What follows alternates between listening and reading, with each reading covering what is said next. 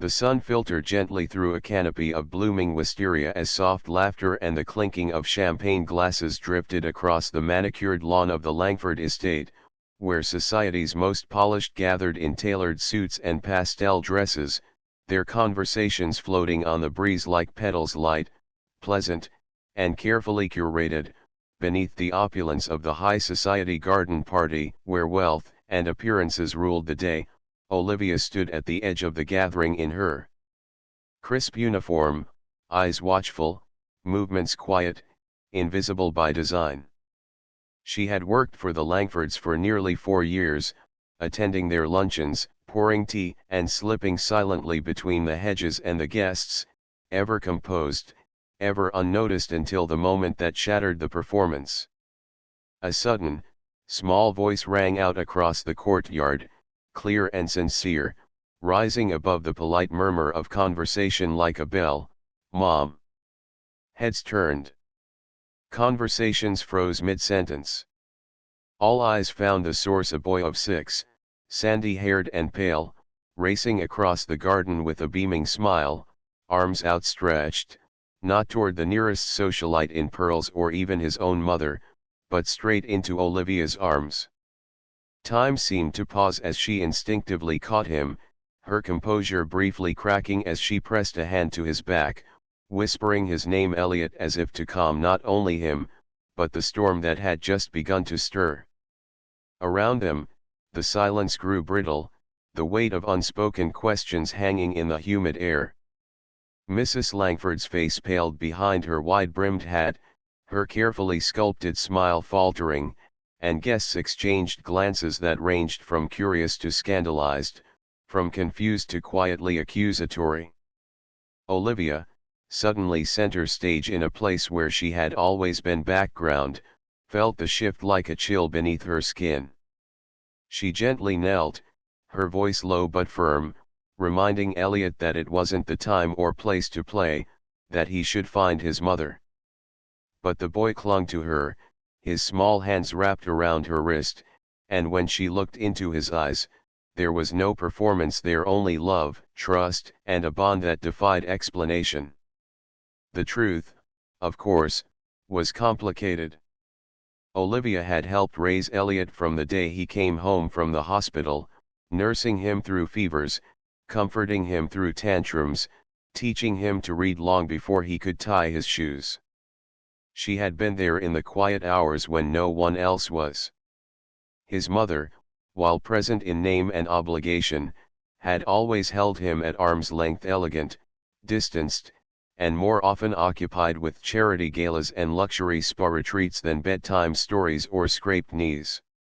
And though Olivia had never claimed the title, never dared whisper it even to herself, in Elliot's young, unfiltered world, she had become the one constant, the one safe place that mother was supposed to mean. The word had slipped from his lips naturally, without fanfare or awareness of the storm it would cause, and in doing so, it pulled back the curtain on everything the gathering wanted to ignore: that love and family aren't always bound by blood, that roles defined by race, class, and status can never fully dictate the truth of a child's heart. Whispers rose among the guests, some polite, others not. A few murmured concern, others disapproval, and some discomfort cloaked in pity. Olivia stood slowly, setting Elliot back on his feet, her face composed once again, though her heart beat loud in her chest. She apologized quietly to Mrs. Langford, who nodded stiffly but said nothing, her lips a thin, trembling line. A few moments later, Elliot was gently led away by his mother, confusion creasing his brow, while Olivia returned to her post, back to the edge of the garden, back to her silence, but not unnoticed, not anymore. The party carried on, the music resumed, and laughter returned, but the illusion had fractured. Beneath the surface, something had changed. The guests could not unsee what they had seen, could not unknow what they now knew, that love, real love, can grow in unexpected places, in the spaces society tries to define and constrain. Olivia remained poised, but inside her stirred a mixture of pride, sorrow, and something quieter, something like hope. She had never asked to be called Mom. She had never dreamed of stealing that title from someone else. But for one brief, unforgettable moment, a child had spoken a truth so pure that it echoed beyond the manicured lawns and perfumed air, revealing a deeper, more human story than any guest had expected to witness that day. The little boy, no older than 6, ran down the grand staircase of the house, his small feet barely making a sound against the polished marble floors, his eyes bright with an innocent joy that only a child could possess, his heart light with an unconditional affection for the one person in his world who had never judged him, never looked at him through the lens of expectation or privilege. She, the maid, had been with the family for as long as he could remember, always there in the background, quietly sweeping the floors, folding the linens, her hands moving with practiced care, but her eyes always soft when they met his. To him, she was more than just a caretaker, she was a second mother, a protector, a presence of unwavering warmth that filled the corners of the mansion with love, the kind that couldn't be bought or demanded but was given freely, day after day, in the small gestures that spoke louder than any words. The boy had always been drawn to her, to the way she hummed softly as she worked, to the way her hands brushed his hair out of his face with the gentleness of someone who had loved him for his entire life. He didn't care that she wore a uniform that marked her as different from the family who lived in the house, nor did he understand the unspoken boundaries that kept her in the background, confined to the lower floors of the grand house, out of sight when guests arrived. In his eyes, she was the embodiment of kindness, the one who made his world feel safe and steady, the one who always seemed to know just what he needed, whether it was an extra cookie, a reassuring word, or the comfort of her arms when he'd scraped his knee. There were no distinctions between them in his innocent heart. To him, she was simply his friend, his confidant, the one who understood him better than anyone. Today, as he burst into the small, sunlit kitchen where she worked, his face flushed with excitement, he had a secret to share, a little treasure he'd found in the garden, something he thought might brighten her day the way she had brightened his life for so long.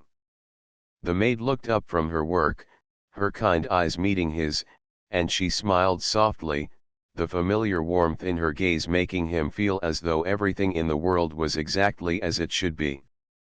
"What is it, little one?" she asked, her voice gentle, a melody in the otherwise quiet room. The boy's face lit up as he held out a small wildflower he had plucked from the garden, its fragile petals delicate against his small, eager hands. "I picked this for you," he said, his voice brimming with sincerity, untainted by the barriers of class, race, or societal expectation that would one day complicate this simple gesture. The maid's heart clenched as she looked at the flower, at the purity in the boy's eyes that saw no division, no separation between them, only a love that was as natural as breathing.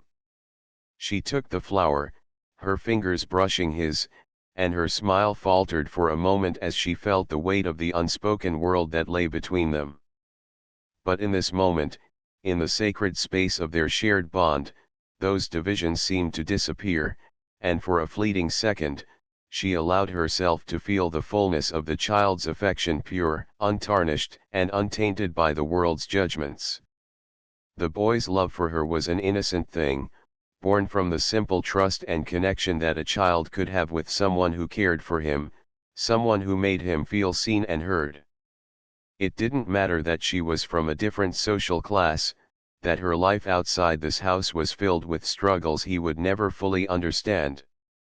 All that mattered to him was that she had always been there, always shown up with a smile, always made him feel safe and loved.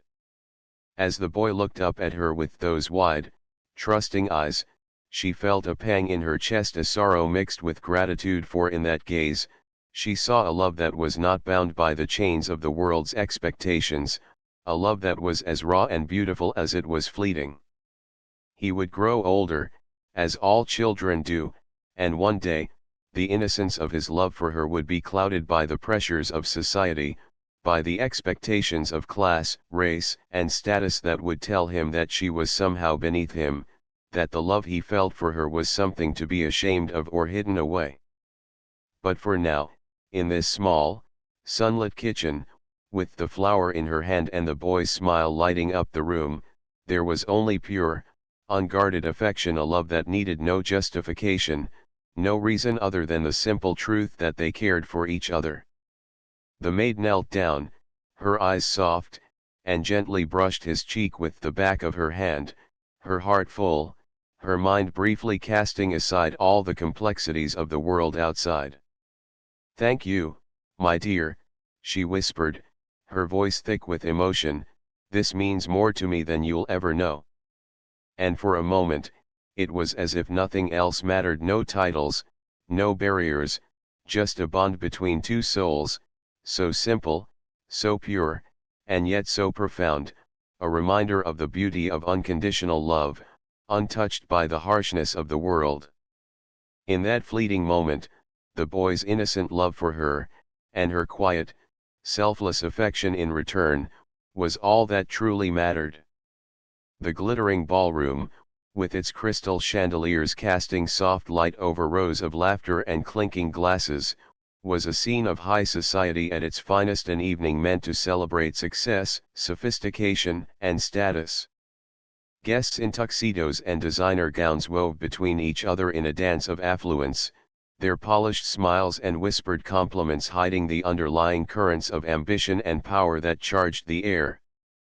Yet, in the midst of the champagne and the chatter, there was a tension that few could see, a fault line running silently beneath the surface, waiting to break through.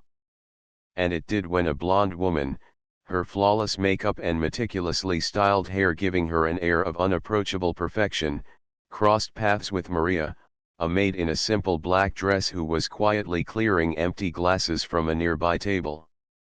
What started as a minor exchange, a polite request for a fresh drink, quickly escalated as the woman's annoyance began to show, her lip curling slightly in disdain as she snapped at Maria, her words laced with a venom that took on a life of its own. The maid, accustomed to the dismissive glances and curt commands that were her daily fare, tried to retreat into the background, but the woman's fury only intensified, her voice rising as she demanded better service, ridiculing Maria for the perceived incompetence of the staff. The crowd around them, momentarily frozen in surprise, quickly shifted their focus back to their own conversations, unwilling to acknowledge the uncomfortable confrontation unfolding before them. But it was impossible to ignore as the blonde woman's anger spilled out, her words revealing a much darker truth about the invisible divide between her world and the one Maria inhabited, a world built on privilege, entitlement, and deep-seated prejudices that had long been woven into the fabric of society. As the woman's tirade grew louder, the bitterness in her voice was impossible to miss. She mocked Maria's accent, her appearance, her very presence in a space that was meant to be exclusive, to be for those who belonged. The attack wasn't just about a drink, it was about something deeper, a visceral, almost primal belief that Maria, with her modest uniform and humble role, was beneath her, that she was somehow lesser, not just in status, but in worth. The woman's eyes flashed with an arrogance that bordered on cruelty, her frustration revealing the deep, unspoken hierarchies that defined the world she inhabited. And yet, in the face of such disdain, Maria stood still, her back straight, her eyes unwavering. She could feel the weight of the woman's venom, could feel the sting of every word, but she did not flinch. For a brief, powerful moment, she held the room's attention because the true confrontation wasn't just between the blonde woman and the maid, it was between entitlement and dignity, between prejudice and humanity. Maria, in her quiet composure, in her refusal to shrink under the woman's tirade, embodied something far more powerful than wealth or status. She embodied grace under fire. As the woman's anger continued to rise, her voice cracking with the weight of her own insecurities. Maria simply waited, calm and steady, as if her very presence was a quiet defiance to the deep divisions the woman's words sought to reinforce. The crowd, once oblivious, now watched in stunned silence, unsure of how to react. No one spoke, but they all felt the tension shift, the atmosphere thickening with unspoken discomfort. For the first time that night, the brittle, polished facade of the party, the illusion of perfect lives and flawless etiquette, began to crack, revealing the rawness beneath, the festering wounds of inequality that people often pretended didn't exist. Maria, still unmoved, finally spoke, her voice soft yet firm, a simple request for the woman to reconsider her tone, to recognize her humanity, to understand that beneath the uniforms and the titles, they were both just people, no better or worse than one another. In those few words, Maria defied not just the woman's prejudice, but the larger system that had made her believe that such superiority was a natural, unquestioned truth. The blonde woman's face flushed with a mix of disbelief and humiliation, her mouth opening and closing as she struggled to regain control of the narrative she had so carefully constructed. But the damage had been done. The power dynamics, once invisible, were now glaringly obvious, and the woman could no longer maintain the illusion of dominance she had so casually relied on. With a huff, she turned away, her retreating footsteps echoing through the now silent ballroom, leaving Maria standing tall and unwavering, a symbol of quiet resilience in the face of cruelty. The guests, no longer able to ignore the confrontation, shifted uncomfortably, some casting furtive glances at Maria, while others pretended nothing had happened. But the silence remained heavy, the party forever altered by the brief moment of truth, when a maid, with nothing but dignity and quiet strength, had shown the world that no one, no matter how high their station, could strip another person of their humanity without facing the consequences. In the opulent, chandeliers casting soft golden light over white-clothed tables, the luxury restaurant hummed with the quiet murmur of well-dressed patrons and the soft clinking of fine china. Yet, amid the elegance and calm, a sharp disturbance broke the rhythm of the evening, a scene unfolding between a guest and the restaurant's management that quickly drew the attention of the other diners. The woman, seated at a corner table, had suddenly risen in anger, her voice rising above the ambient noise, her words a searing indictment of the service she had received. Her frustration was palpable, the edges of her voice tinged with a mixture of disbelief and fury, as the manager, caught off guard, tried to placate her, his hands clasped in an effort to remain professional. The room, initially oblivious, began to feel the weight of the unfolding drama as whispers rippled through the air like a wave crashing against the shore. Eyes subtly shifted towards the scene, a woman in a sleek black dress clutched her wine glass a little tighter, while a man at the next table leaned forward, his conversation faltering as he stared intently, the corners of his mouth curling into a tight frown. Some of the guests watched with a sense of mild curiosity, as though the altercation had become a temporary spectacle, a distraction from their otherwise perfect evening. Others, however, exchanged quick, uncomfortable glances, the subtle looks of judgment passing between them as they whispered behind raised hands. "It's always the ones who think they deserve special treatment," one guest muttered, her voice barely audible but full of disdain. The words, heavy with unspoken assumptions, hovered in the air like smoke, unnoticed by the manager but heard by several around her. The woman's anger was not just about a forgotten order or a minor mistake, it was a raw, unfiltered frustration with an environment that had continuously failed to recognize her worth, to see her as more than an inconvenience. Her voice wavered between indignation and a deep, weary sadness, an undercurrent of pain that seemed to escape the notice of most in the room. The manager, still standing at the table, attempted to apologize, his voice measured, but there was an air of politeness in his tone that only seemed to fuel the woman's frustration further. Yet the guests, those seated in their pristine white chairs, continued to watch with quiet judgment, their gaze cold and distant, as though the woman's outburst was nothing more than an unfortunate disruption in the otherwise pleasant flow of the evening. As the scene dragged on, the divide between the woman and the rest of the guests became more apparent. Her frustration, wrapped in layers of raw emotion and unmet expectations, collided violently with the poised indifference of those who sat comfortably within their own bubble of privilege and normalcy. They felt the tension, of course, but it was more of an uncomfortable nuisance, a break from the perfect facade they had come to expect in this upscale setting. A man at the bar, adjusting his cuff-links, smirked knowingly, casting a quick glance at his companion. "Not everyone can handle the finer things," he remarked, his tone laced with superiority, as though the woman's upset was a personal failure on her part, not a symptom of something much larger, something systemic. Meanwhile, the woman's emotions seemed to swell with every passing moment, her voice more desperate as she struggled to be heard, to be validated. "You can't treat people like this," she said, her eyes scanning the room, as though imploring someone to understand, to see her as a person rather than a problem. The room grew heavy with the weight of her words, but the guests' reactions remained largely unchanged, their whispers carrying an uncomfortable blend of curiosity, judgment, and a desire to return to their perfect evening. They watched the drama unfold with the detachment of people who felt no direct stake in it, their thoughts rooted in assumptions about who belonged and who didn't, who had the right to be angry and who had the right to remain calm. As the woman, now visibly exhausted, took a deep breath and turned to leave, the attention in the room shifted back to its comfortable routine.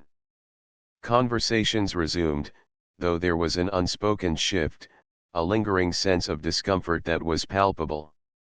The guests, for a moment, had been forced to confront the fragility of the social constructs they had built for themselves, constructs that allowed them to ignore the anger, the pain, the alienation of those who didn't fit neatly into their world.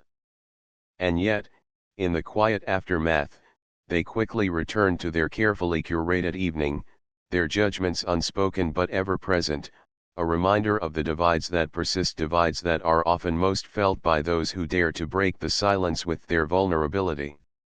In the quiet solitude of the maid's small, dimly lit room, tucked away behind the grandeur of the family's lavish estate, she sat reflecting on the complex relationship she had built over the years with the young boy she cared for, an intricate bond woven not just of service and duty, but of shared moments of vulnerability, tenderness, and unspoken understanding.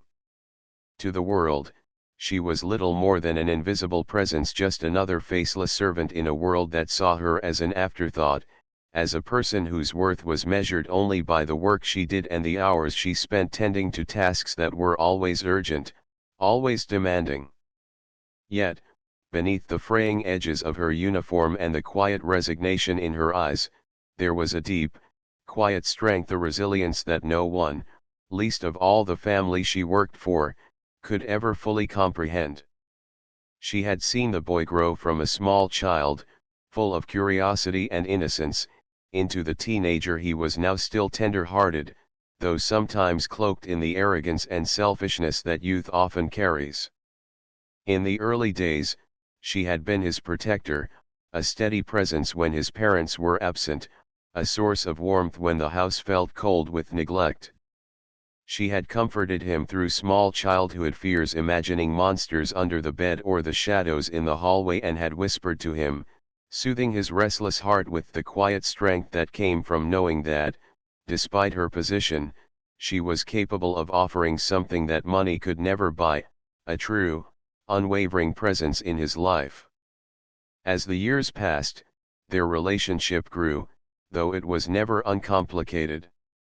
In some ways, she had come to feel like a second mother to him, watching over him as he navigated the awkwardness of adolescence, the growing pains that were part of him coming into his own. but in other ways, there was an ever-present divide between them, a line drawn by the realities of their respective places in the world. While he would attend school, have friends, and experience the freedoms and privileges of his class, she would remain in the background, invisible to all but those she served. She wondered often if he saw her as more than just a maid, as more than someone who cleaned the house and fetched meals, or if he, too, was bound by the societal roles they were both trapped in, though he, in his innocence, had far fewer restrictions than she. There had been moments, small, fleeting instances where he seemed to see her, truly see her, and in those moments, she found a quiet comfort, a glimmer of hope that, perhaps, despite everything, he recognized the humanity within her, even if he did not fully understand it. But there were also moments where his carelessness, his youthful self-absorption, would cut through her like a blade, reminding her of the gulf that existed between their worlds, a gap that she could never cross, no matter how hard she tried. It was in those moments, when she felt the sting of his ignorance, that she had to remind herself of the strength she carried, strength that did not come from titles or money or the recognition of others, but from within, a quiet force that allowed her to endure the trials of life with dignity and grace. She knew that her path was not one of outward glory, nor was it one of acknowledgement, but rather, it was a quiet, persistent march toward her own sense of purpose. She did not need the approval of those around her to validate her worth. Her strength was in her ability to continue, day after day, in the face of a world that often overlooked her, to serve with kindness and compassion despite the inequalities she faced. The boy, now a young man, still wandered through his life with the privilege of not fully understanding the weight of her presence, and though she sometimes wished that he could see her for who she truly was, a woman capable of deep love, immeasurable strength, and quiet sacrifice, she also understood that her value was not for him to recognize. It was for her. Her worth came not from the recognition of others, but from her quiet, steady persistence in the face of adversity, her commitment to doing her best even when no one was watching. And so, as she worked, as she continued to serve, she carried within her the quiet knowledge that her story was hers alone to tell, one of strength, resilience, and a love that transcended the boundaries of the roles society had imposed upon her. And though she would never be the center of anyone's attention, never praised for her efforts or lauded for her sacrifices, she found a deep sense of peace in knowing that she was more than the sum of her labor, that beneath the surface, she was a woman of profound dignity and quiet power, capable of shaping her own life, even within the constraints of a world that had never truly seen her. The room was thick with tension, a quiet hum of conversation reverberating off the polished floors as the group gathered, their faces marked with concern, frustration, and confusion, each person grappling with the weight of a decision that could change everything. The stakes were high, lives were about to be forever altered, and yet, as the debate continued, there was an underlying sense that something essential was missing from the conversation, some perspective that remained unspoken, hidden just out of reach. As the debate reached its crescendo, a sudden hush fell over the room.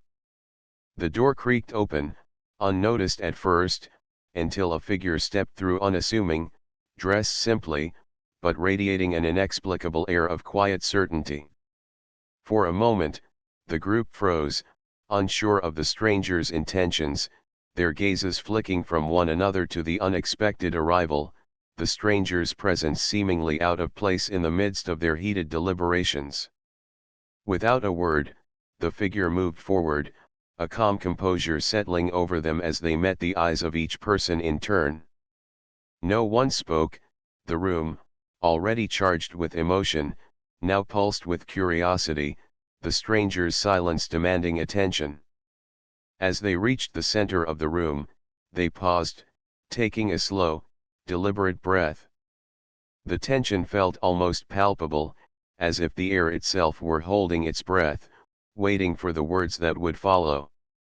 When the stranger finally spoke, their voice was soft yet unyielding, carrying with it a weight that immediately shifted the atmosphere. You are all here, grappling with the consequences of a choice, but none of you see the full picture, they began, their gaze sweeping over the group, unflinching and steady. You speak of what you stand to gain or lose, but you have forgotten to ask one important question: what will the world look like if you don't make this choice at all? The words hung in the air, heavy with meaning, as the stranger paused, allowing the question to settle in. The group exchanged glances, bewildered, unsure of the stranger's intent, but there was something about the simplicity of the question that resonated deep within them, a shift occurring as they were forced to look beyond their own immediate concerns. You are all consumed by the consequences of your actions, the stranger continued, their voice rising slightly in volume, but you have not considered the consequences of your inaction. The world does not wait for us to be ready, it moves forward, and sometimes, the hardest choice is the one that requires us to act in spite of our fears. As the stranger spoke, the room seemed to shift in subtle ways. The rigid postures of the group softened, their furrowed brows relaxing just slightly, and for the first time, a sense of vulnerability entered the space. They were no longer just debating facts or outcomes, they were facing something deeper, something they had ignored until now: their own reluctance, their own hesitation, and the fear of the unknown. The stranger's words weren't just a challenge, they were a revelation, a reminder that life was not about making the safest or most comfortable decision, but about having the courage to embrace uncertainty, to act despite the risks, and to acknowledge that sometimes the most significant impact came from daring to step into the unknown. The group shifted uncomfortably in their seats, their minds racing with the truth of what had been said, each person now wondering whether their fear had clouded their judgment, whether the very hesitation they had been clinging to was the one thing that might hold them back from something greater. The stranger's arrival, so unexpected and yet somehow exactly what the room needed, had created a profound shift in perspective. Their calm, unwavering presence seemed to cut through the noise, cutting to the heart of the matter, and in doing so, they revealed a truth that each of them had been too afraid to face: sometimes, the hardest decisions are the ones that force us to confront not just what we stand to lose, but what we stand to miss. And with that, the group was left in a shared moment of stillness, each person grappling with the newfound clarity of the stranger's words, knowing that the path forward had just been irrevocably altered not by the answers they had sought, but by the courage to face the questions they had avoided. As the stranger turned and left as quietly as they had entered, the room remained silent, the weight of the truth they had shared lingering in the air, the world outside waiting, as it always did, for them to choose. The evening sun cast a warm glow over the old mansion, its golden rays spilling through the tall windows, as the boy sat by the fireplace, lost in thought, unaware of the subtle shifts taking place around him. He had always known the maiden ever-present, quiet figure in his life, someone who took care of the house and its daily needs, someone who was invisible to the world beyond the mansion's high walls. Her soft voice, gentle smile, and unassuming demeanor had been a constant in his young world, but to him, she was simply part of the backdrop, a caretaker whose life seemed far removed from his own. He never questioned the hierarchy of their roles, never considered what lay beyond the tasks she performed with unwavering diligence, until one evening, when a stranger arrived at the mansion, his presence both unexpected and unsettling. The man, older and with eyes that seemed to carry the weight of untold stories, had been welcomed in as though he were someone of importance, though no one, least of all the boy, could discern the reason for his visit. It wasn't until the stranger found a moment alone with the boy that the truth was finally revealed, a truth that would shatter the boy's understanding of his world and challenge everything he had taken for granted. With a soft but deliberate tone, the stranger spoke, his words steady yet full of a deep, raw emotion. "You don't know, do you?" he asked, eyes locking onto the boy's in a way that made him pause, something unfamiliar stirring in his chest. "She's your mother." The revelation hung in the air like a sharp breath, the words echoing through the silence of the room, as though the very walls themselves were absorbing the weight of what had just been shared. The boy's heart skipped a beat, his breath caught in his throat as his mind scrambled to process what he had just heard. The maid, the woman who had spent her days cleaning, cooking, tending to every corner of the mansion, was his mother? His mind raced with confusion and disbelief, struggling to reconcile the image of the woman who had always been so distant, so separate, from him with the truth that now flooded his consciousness.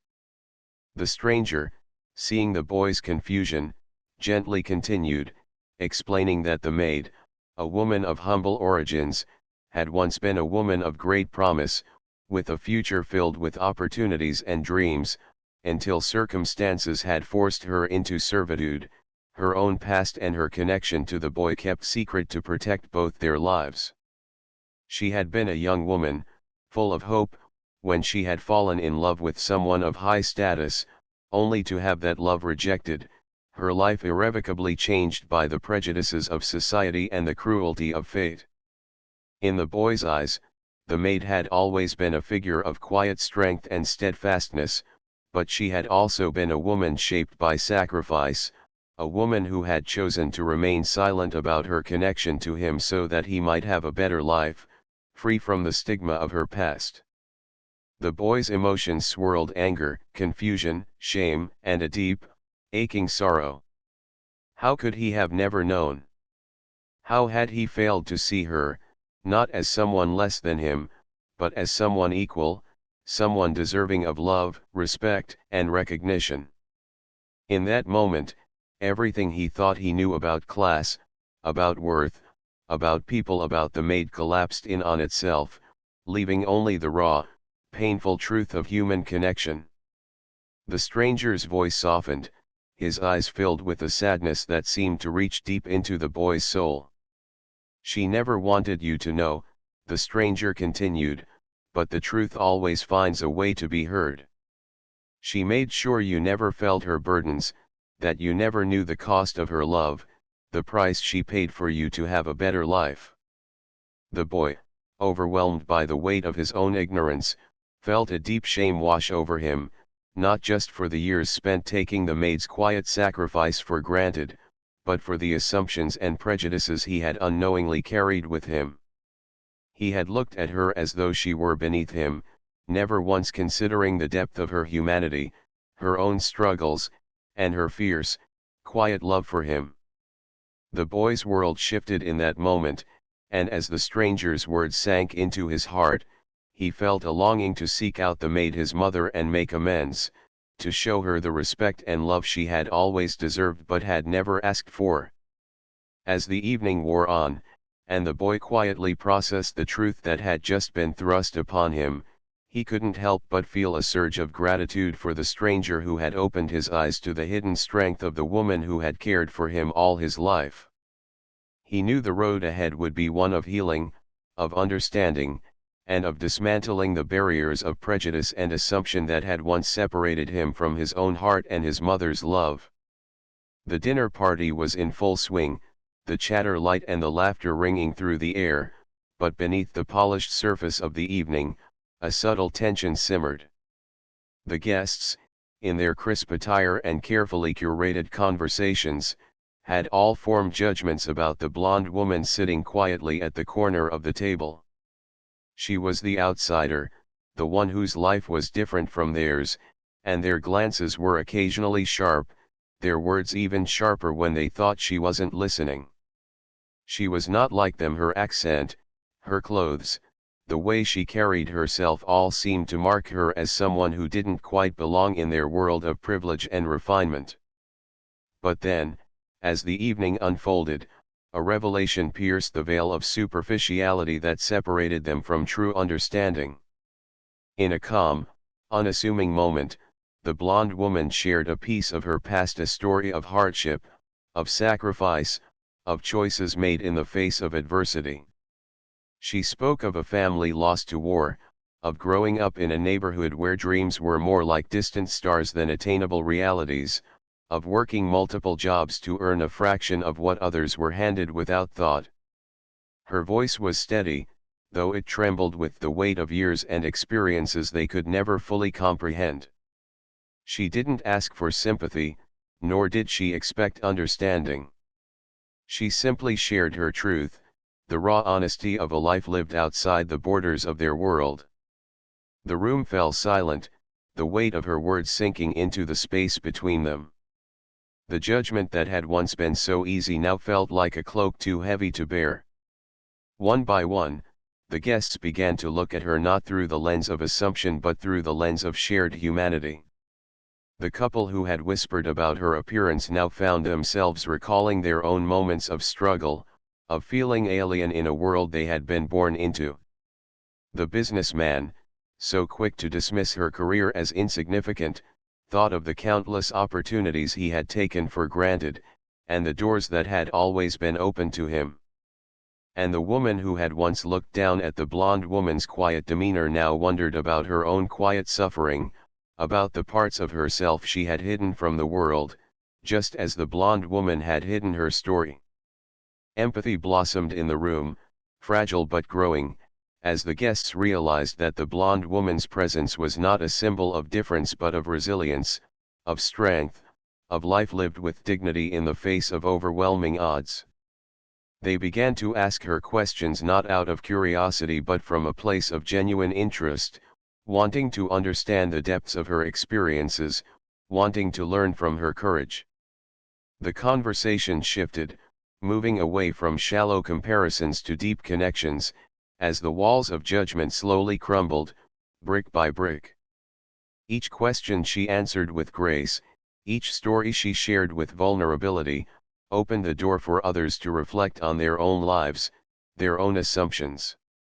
What had once been a group of strangers, each locked in their own narrow view of the world, began to transform into a circle of people united by the universal threads of struggle, survival, and the desire to be seen for who they truly were.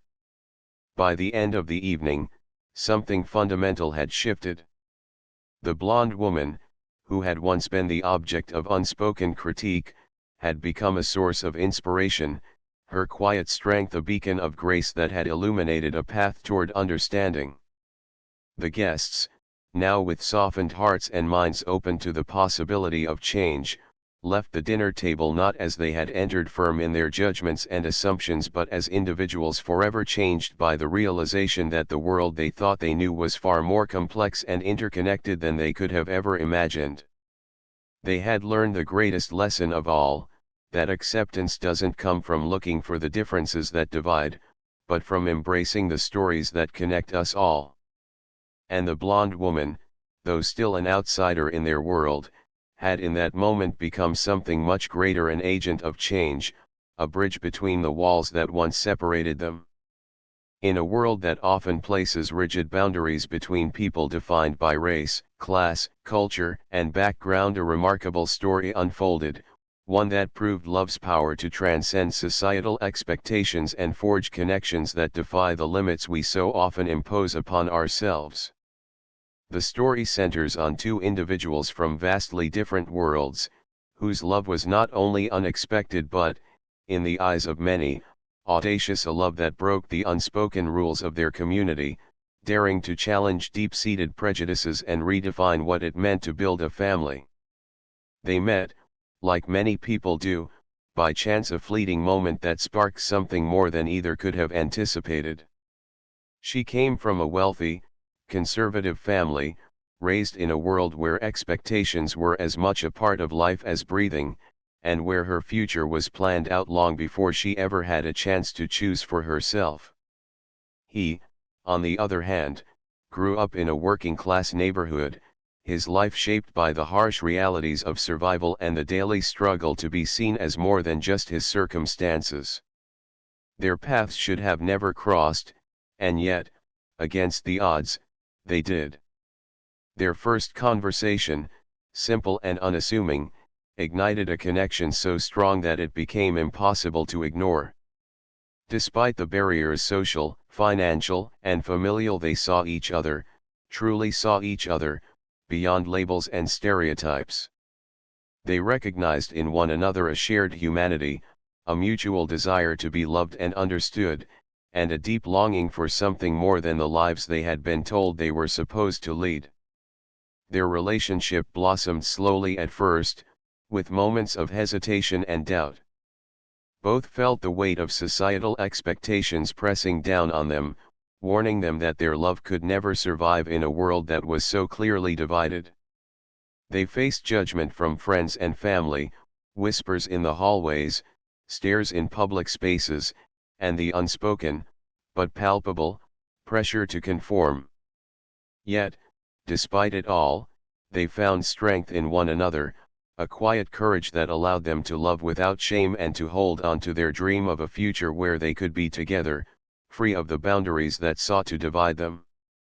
Over time, they began to realize that the love they shared wasn't just for them, it was for the future they wanted to create, for the world they wanted to build. They wanted to prove that love, in its truest form, knows no boundaries, not of race, class, or past. And so, they chose to face the world as a united front, breaking the barriers with each step they took. They fought for acceptance not just for themselves, but for their future children, hoping to raise them in a world where love was the only standard that mattered. It wasn't easy. There were moments of pain, of heartbreak, and of deep insecurity. But in those moments, they leaned into each other's strength, finding solace in the belief that love, when it is pure and true, has the power to heal the wounds of the past and to pave the way for a brighter, more inclusive future. Their journey was not just about defying the expectations of others, it was about choosing, every single day, to honor the love they had found, to protect it, and to nurture it, even when the world around them seemed to fight against it. And when they eventually chose to start a family, the decision was not just about building a life together, it was about making a statement that love is universal, that families come in all forms, and that every child, no matter their background, deserves to be raised in an environment of unconditional love and acceptance. The love they shared became the foundation for a new beginning, not just for them, but for all those who had watched them navigate their relationship with courage and grace. It was a beacon of hope for others who felt trapped by the constraints of societal norms, a reminder that breaking free from these limits is possible, and that true love, when given the chance to flourish, can overcome even the most entrenched barriers. Their story is one of breaking free, of challenging the status quo, of loving fiercely and without apology, and of creating a family and a future that reflects the very best of who they are. And as they moved forward, hand in hand, they knew that their love would continue to inspire others to do the same, to push past boundaries, to live with authenticity, and to build the kind of world where love is truly the only thing that matters. The courage to love beyond boundaries, to choose a life built on compassion and understanding, became their legacy, a legacy that would resonate in the hearts of generations to come, showing that love has the power to break down walls, shatter expectations, and create a future where all people are free to love without fear.